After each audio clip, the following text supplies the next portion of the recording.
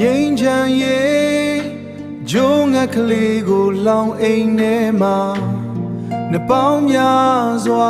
ထည့်ပြီးချုံနှောင်ထားတယ်နန်းတော်ကြားကမွန်းချက်မှုတွေနဲ့အတောင်ပန်တို့ခိုနာခဲ့ရာတိတ်ဆိတ်ချင်းရဲ့အိမ်မက်တွေကြားလွတ်လပ်ခြင်းကလွတ်လပ်ခြင်းကိုတန်တာစေပါ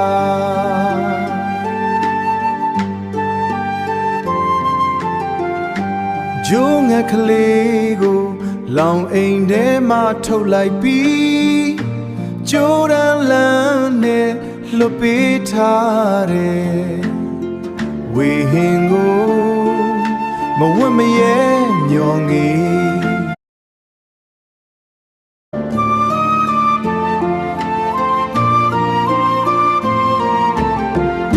အပြာရောင်ကောင်းကင်ကလှမ်းနေတော့လဲဝေးဝေးကိုမပြန်ဝဲနိုင်သေးပါ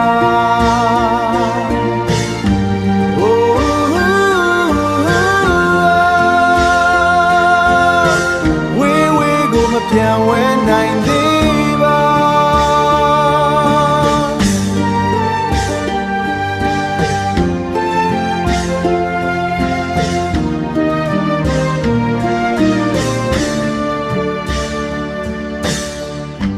ဒါဟာဂျိုးငါကလေးလုံးဝလွန်မြောက်သွားတော့မဟုတ်သေးပေမဲ့ငိမ့်ချမ်းရေးအောင်နီတန်းလာတဲ့သဘောပါပဲဂျိုးငဲ့လုံးဝလွတ်မြောက်သွားမှာသာ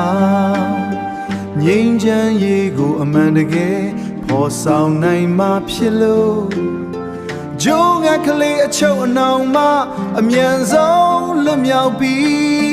လွတ်လွတ်လပ်လပ်ပြန်သန်းခွင့်ရဖို့ဆုတောင်းပေးတာဆုတောင်းပေးတာ